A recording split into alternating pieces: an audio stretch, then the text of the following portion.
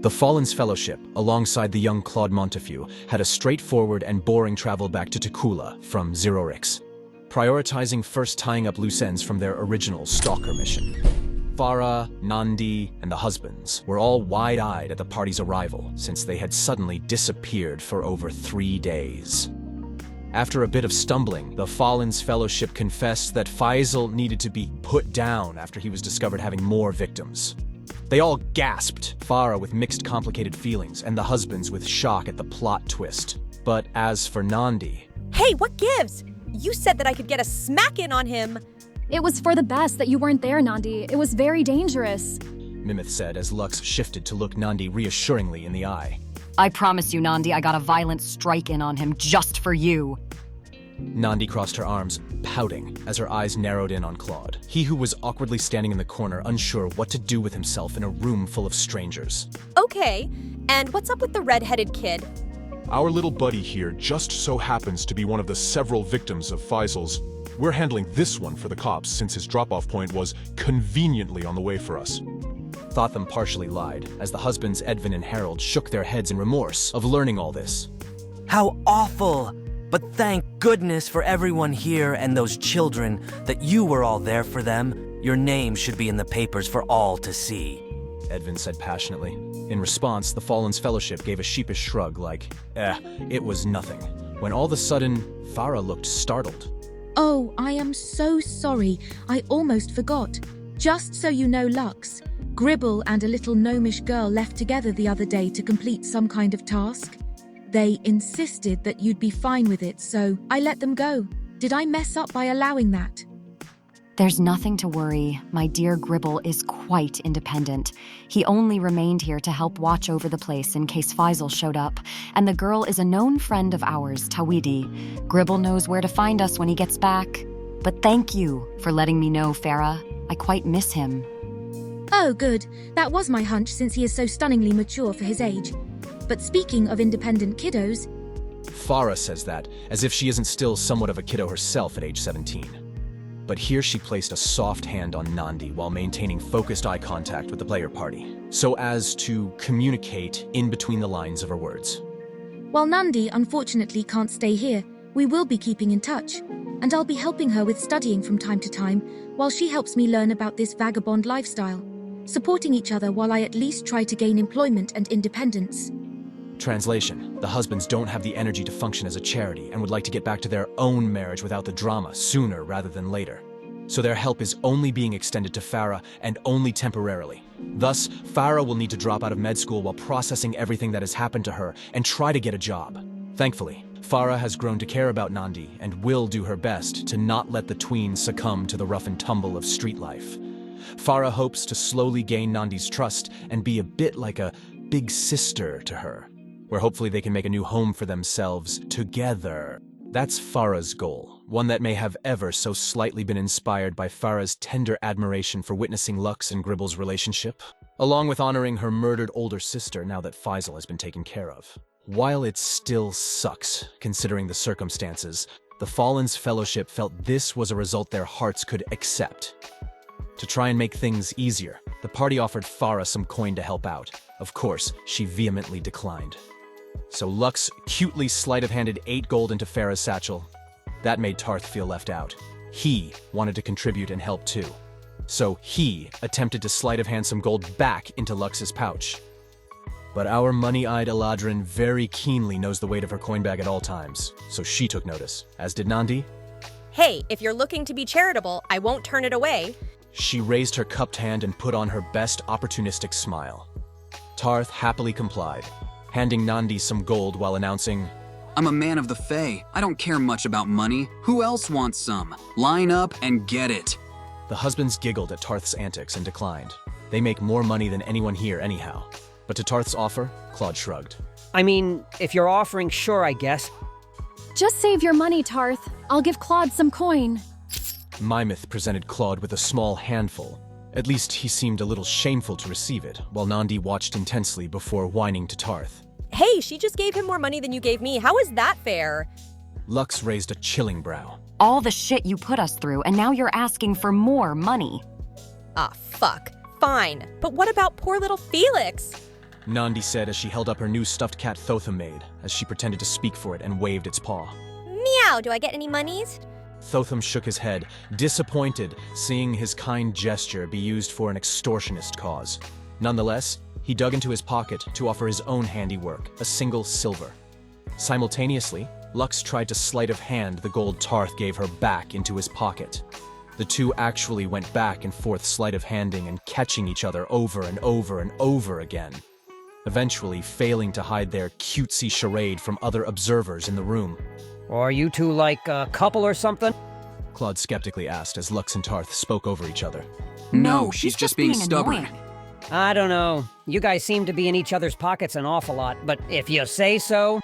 Don't worry, Claude, this is actually progress. Lux used to be terrified of Harengon and against helping others. Mimith said as others raised a confused brow. Isn't that racist? Thotham nervously cringed. And on that note, I think we've overstayed our welcome and we should get going now. Gotta take this kiddo out to have some real food, he happily announced while shepherding his partymates towards the exit. Warm good lucks and goodbyes were exchanged, and then our party kept their promise and brought Claude out to enjoy a hot meal. The bacon and egg stuffed breakfast sandwich was the first thing he's consumed in over 3 years that wasn't just PB&J. Thus, that suppressed, feral, preteen appetite now took over happily. Thotham covered the bill. Tarth wanted to take Claude clothes shopping, but the boy strongly insisted he just wanted to get back to his dear sister as soon as possible. Respecting his wishes, the Fallen's Fellowship set out to the address Claude provided, arriving at the home of Clarabelle Montefue, which actually was located outside of Tecula's wall in a condemned district. It was clearly evident no one was living here anymore. The small home was covered in unsavory graffiti, with statements of bitch, thief, attention whore, etc. The mailbox overflowed with hate mail, some aged and strewn about on the porch, containing accusations from members of the Mothers Against Zambieu group that they can sadly never get justice for their missing children, due to Clarabelle having tainted the group reputation. Despite this place looking abandoned, Claude insisted on scoping the home, just in case his sister might have left something for him in their old secret hiding spot.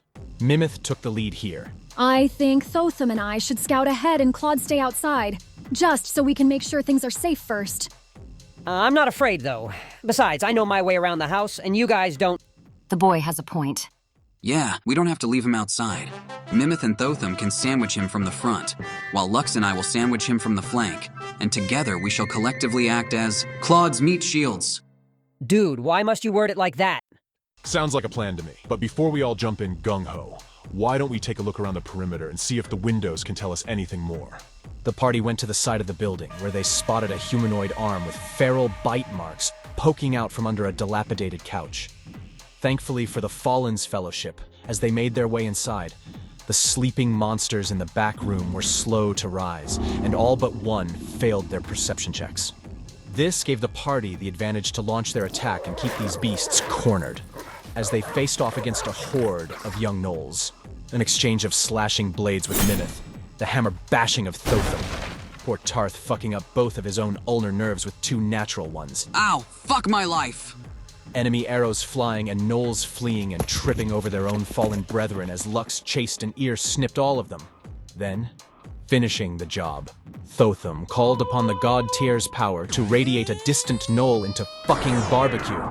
Lux staring up from the sky, confused where such holy energy came from. Claude watched all of this in awe, staring at his own scrawny arms a bit sadly, wishing he could muscle up and learn how to fight and defend those he cares about, never wanting to be someone's victim ever again. He wanted to be fast and cool, like the Fallen's Fellowship.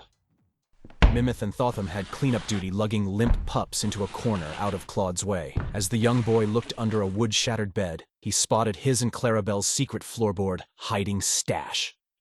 Lux lended Thotham her crowbar so he could peel the board open like butter. And there, a small sack of gold and a letter from Clarabelle remained intact.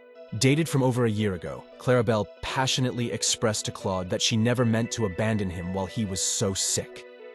Her infamy for stealing children's medicine was gained as a housekeeper at Pyra's Paradise. She stole a health elixir from a wealthy suite with the intentions of giving it to Claude, figuring they were rich and could just buy another one. Well, The item is a lot more rare than she anticipated. She got caught at work and was arrested after her shift. Therefore, she never made it back home. Clarabelle took a plea deal, and the result was getting her ass sent to Zombieu. She doesn't detail to Claude what happened to her at Zombieu other than referring to it as a dark story. She jokes that she lost her arm but got a more badass one now thanks, with the help of a merchant that saved her life. His name is Merlin Techery. He is one of 2 contacts Clarabelle tells Claude to try and pursue finding. If Merlin's still around, he will know where Clarabelle is and how to reunite them. But in the worst-case scenario, if that isn't an option, then the other contact mentioned in the letter is a Thaldorian woman named Ursa Pill, yet another half-sibling of these 2. Allegedly, she has rejected taking in Clarabelle and Claude multiple times when they have asked, citing that she herself is too dangerous to be around and doesn't want to risk Clarabelle and Claude's well-being by them having proximity to her. But Clarabelle believes Ursa would change her mind and warmly take Claude in if, for whatever reason, he can't find and reunite with herself. Within the letter, Clarabelle defends her older half-sister Ursa, stating that she is the most passionate and caring woman she has ever known, but has also had dark hardships that have forced her to be more reclusive. Clarabelle believes there is no way Ursa would turn Claude away if he was truly stranded alone. The last thing mentioned in the letter was that, according to Clarabelle, runaway Montefue children seem to be cursed with misery no matter where they go, implying there are more stranded Montefue relatives beyond just these 3. After reading, the Fallen's Fellowship inquired with Claude on what he would like to do with this information. The boy shrugged and just said he'd follow Clarabelle's suggestion of trying to seek out Merlin first. He wasn't as enthused by the idea of taking a long hike up north to find a potentially dangerous half-sister who wants to isolate herself. Let the dangerous mountain woman continue being a loner in peace. Thankfully, finding Merlin was no hassle for the Fallen's Fellowship. He owns a small business called Merlin's Mechanics here in Tequila. Upon entry, the scent of smoldering metal and potent oils hung in the air, alongside the solid clangs of a hammer popping a lump of dented metal back into place, wielded by a dwarf who shines it with his spit before smiling adorably at his own handiwork. Then he noticed the Fallen's Fellowship. Well, looks like we got some new faces in town. What can I do for your folks? He looks normal enough, I guess. Lux mumbled under her breath as Tarth turned to her in snappy defense of this dwarven gent. And just what do you mean by that? Shh. You know, he's just average. He doesn't stand out in a good or bad way. Just average? Are you friggin' kidding me? Do you have any idea how old this guy could be? Looking like that at his likely age is incredible. Hey, who the hell are you calling old, boy? Sorry. Hello, sir. Could you kindly tell us your age? My friend here doesn't seem to understand the concept of fine wine. What's there to fucking understand? Dude, at least take me out to dinner first before jumping headfirst into my demographics. Are you folks actually here to buy anything or what? Classic Mimith, with her precious but precarious personality, immediately spoke up to answer without pause. Yes, we're here because a letter from Clarabelle Montefue said you could help us find and reunite her with her brother Claude here. Considering Clarabelle is one of the most hated and infamous women in the region, and Claude is technically a missing child being illegally passed off, Mimith's accidental narking sent the already disturbed Merlin now in a panic as he finally made eyesight with the small red-headed boy and scrambled up from the high stool of his counter. Whoa there, easy lady, shh! Merlin's eyes darted side to side of his shop, anxiously making sure no other customers were walking through. Thankfully not. He scurried around the shop in a hurry, closing all the blinds, locked the door and flipped the shop sign from open to closed as he turned his back to the door to face the player party, hand over heart to steady his nerves. Whew, okay, now the coast is clear. Sorry, my bad. Mimith sulked as Thothum took a step forward to recover for all his clumsy party mates right now. As she said, though, that is why we are here. We're really hoping you can help since you are who Clarabelle mentioned in this letter right here. Merlund took the letter and gave both it and Claude a close look over with a contemplative and concerned gaze. Oh godson, well it's nice to meet you finally. I am a friend of your sister's and I am mighty glad to see you're safe. But you look rough for wear, boy. What happened to you all this time, Claude? Claude looked uncomfortable, not really wanting to get into the details of what happened to him. So he moved his gaze to the player party, silently pleading for them to do the talking.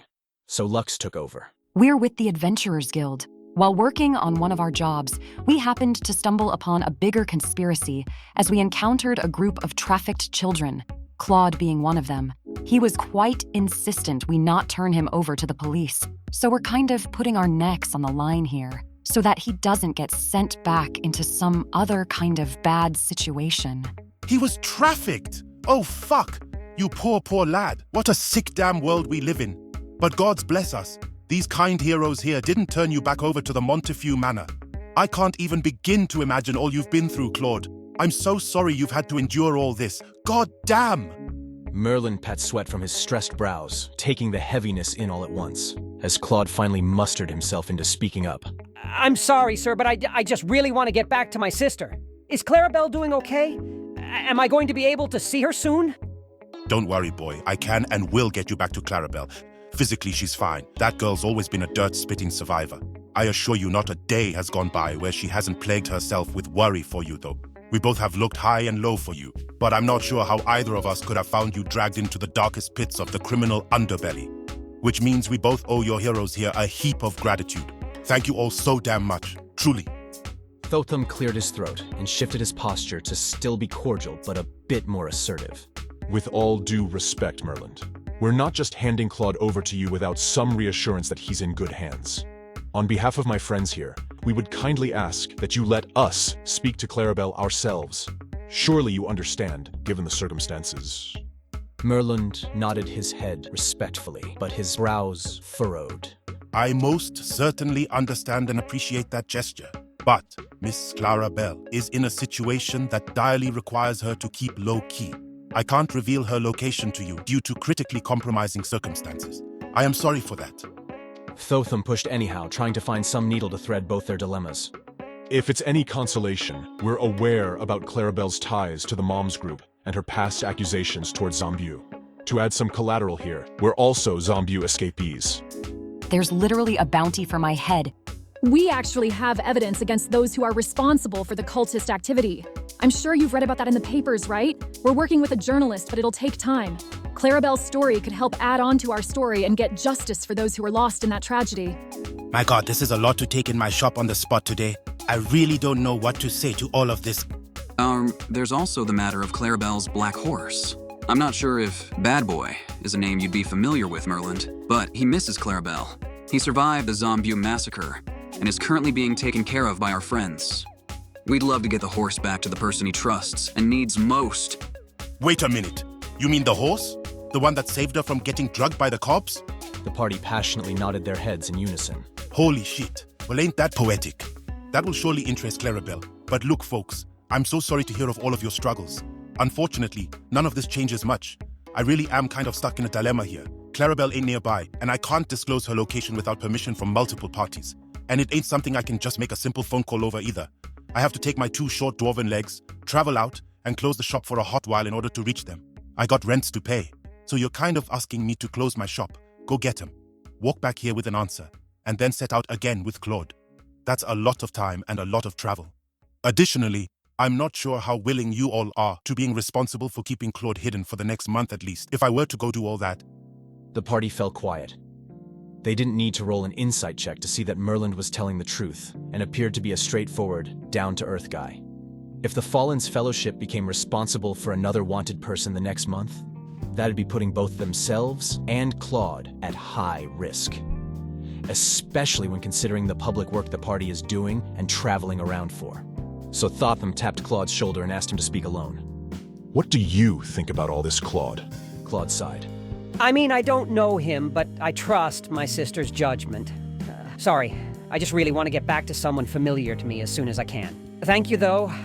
I will never forget what you've all done for me and my friends. I'm willing to take this risk. That was good enough for Thotham. He signaled the okay to the rest of the party, and they, a little reluctantly, passed Claude off into Merlin's custody. This dwarven gent reached his hand up to shake Thotham's with a warm, reassuring smile. Look, I know words are cheap, and some people will say anything to get what they want. But I promise you, I will look out for this boy like he was my own, and I'll make sure he gets safely back to Clarabelle. I don't know what she or the others will say or do when I tell them of your plea, but nonetheless I will reach you all when I get back. Do note, it's gonna be at least a month until my return.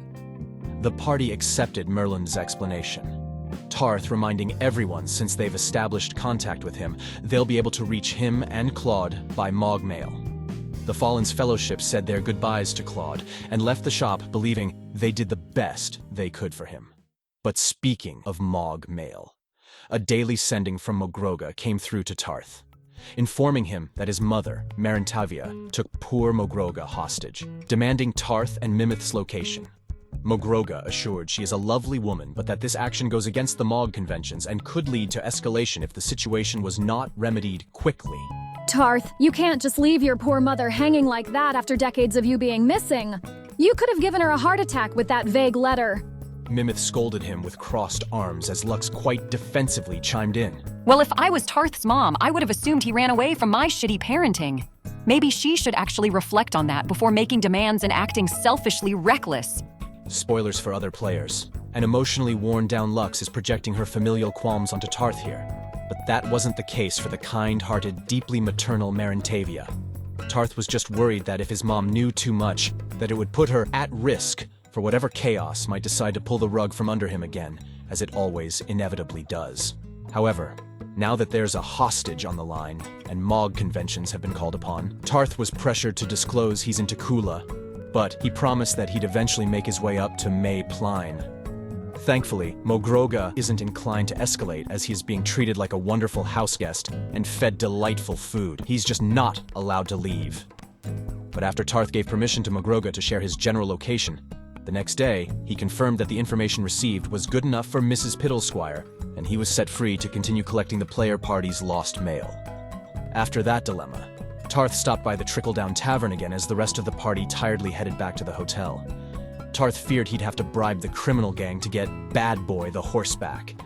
But it turns out both Oryxian and Moravi were eager to pass him off. Grateful, even. The only moral dilemma was doing so while Tawidi was away with Gribble, as she is quite attached to the horse. But Tarth reassured that there was at least a month where Bad Boy would still be around.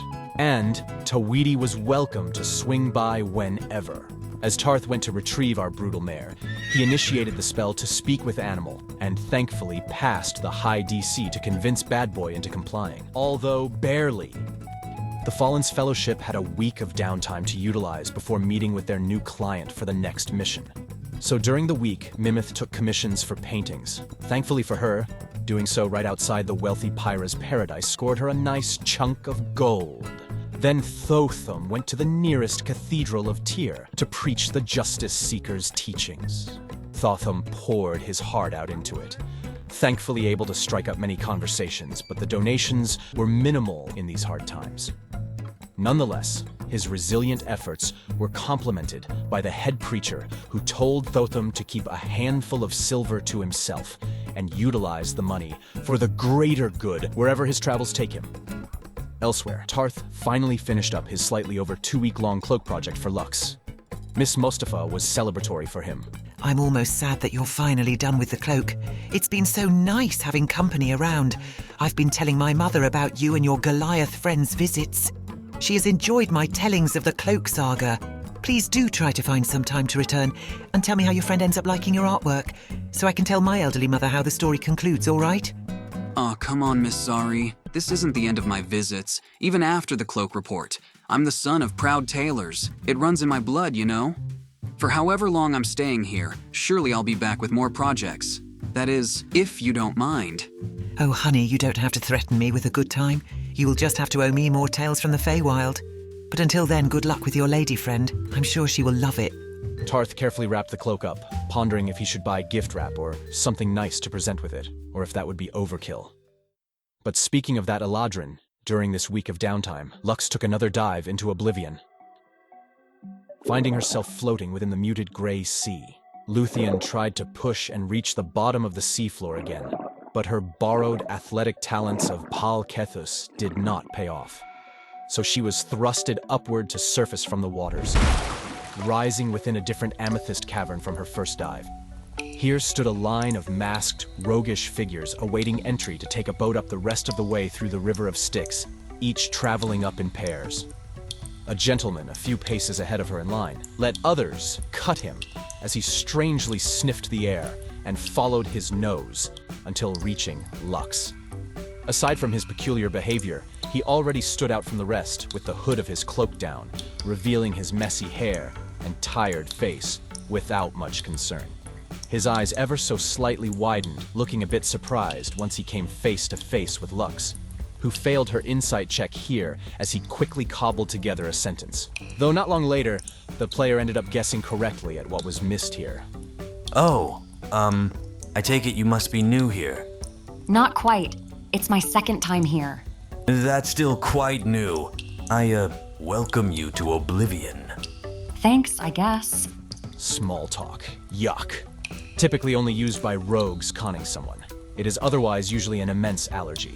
But this man with, let's call it a more serious, Labrador-like energy. So apparently this man is an exception to the trope, utterly perplexing our Eladrin. So, what's your name? Lux, and your name? Ah, that is a nice name. I'm Huin. It is nice to meet you, Lux. Okay, nice to meet you too, I guess. Thankfully for Lux, this isn't a bad-intentioned person. Huin scratched at his neck nervously. He could tell he was coming off weird. So he smiled awkwardly and quickly turned back around while fidgeting in line.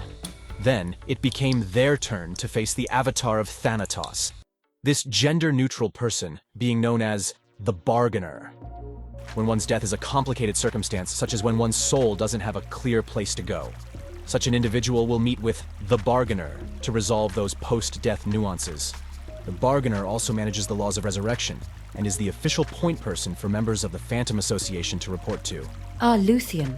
Your first visit here was a poor display of welcome. My apologies you had to deal with my less savoury colleague, Desmond the Crow. He has a big mouth, but I assure you is more resourceful than meets the eye.